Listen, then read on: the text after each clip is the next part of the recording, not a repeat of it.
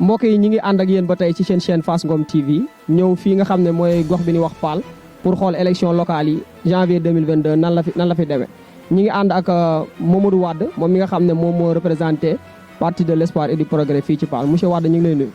ñu ngi leen di fay yéen waa Fass TV di nuyu mbokki Sénégal yëpp di nuyu mbokki àdduna. monsieur Wade élection locale yi depuis ce matin fii ci centre bu biir Paal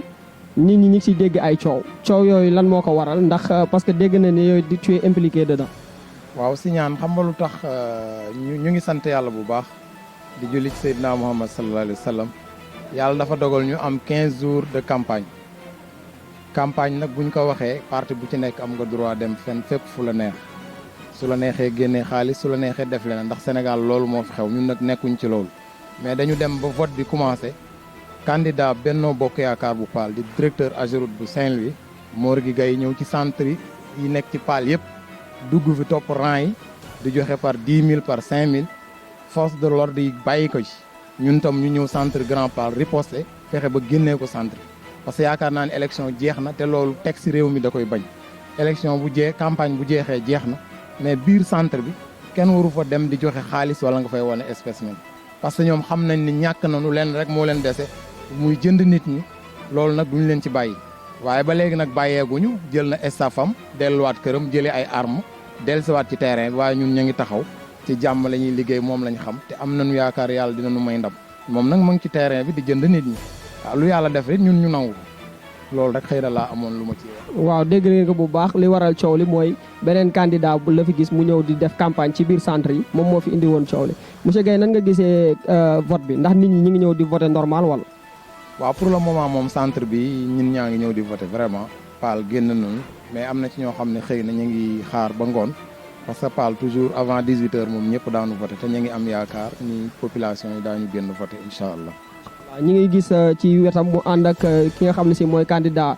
au niveau départemental du parti de l'espoir et du progrès sëñ bi ñu ngi leen. maa ngi leen di fay. est-ce que vous pouvez vous présenter de manière très brève. waaw man le docteur Ahmadou Dia. candidat parti de l'espoir et du progrès comme ni nga ko waxee di coalition bi nga xam ni mooy coalition ànd ak Mary Teuw Niane liggéey Ndar ak diwaan bi. monsieur Dia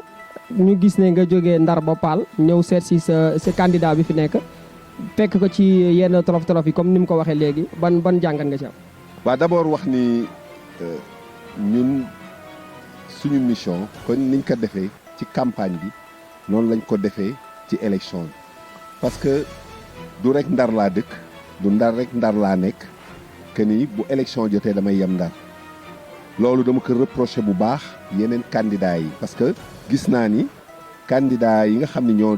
nekk candidat conseil départemental présidence conseil départemental comme man descendre ñu sur le terrain maanaam Ndar la ñu gën a yem que biir bi dëkk yi nga xam ni yeneen communes yi man nag communes yi nekk ci Ndar yi yëpp yi département bi yëpp dañ leen def am na yoo ci xam ni sax dañ cee fanaan dañoo gont foofu nekk fa ba 4 heures du matin parce que nit ñi aussi da ni nga jàppee commune Ndar noonu nga war a jàppee communes yi nga xam ne ñoo nekk à l'intérieur du département parce que bu ma faloo incha allah du ma rek nekk président conseil départementalu commune Ndar damay nekk président conseil départementalu diwaan bi yëpp département bi yëpp ci loolu lañ ko defee Gandiol bien que xam nga ni Gandiol ñun suñu liste ba dañ ko fa arrêté mais gont nañ fa tàkkusaan ba ñu noot dañu fa fajar nit ñi duñu recevoir foofu ñu baata campagne yi ñetti fan ci gannaaw def nañ ko Fass ñëpp xam nañ suñu candidature également commune ba dañ ko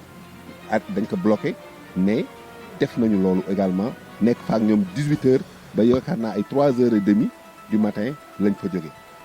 Paal gis ngeen li tax sax ñu yamale fi dañu gis ni am nañ fi candidat boo xam ni muy Mamadou Wade di jàmbaar di liggéey fii liggéey bu mat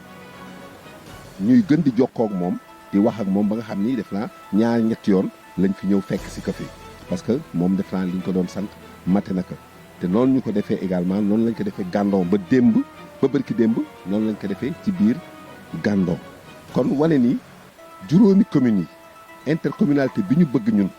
suñu coalition ànd ak Mary Teuw Niane liggéey Ndar ak diwaan bi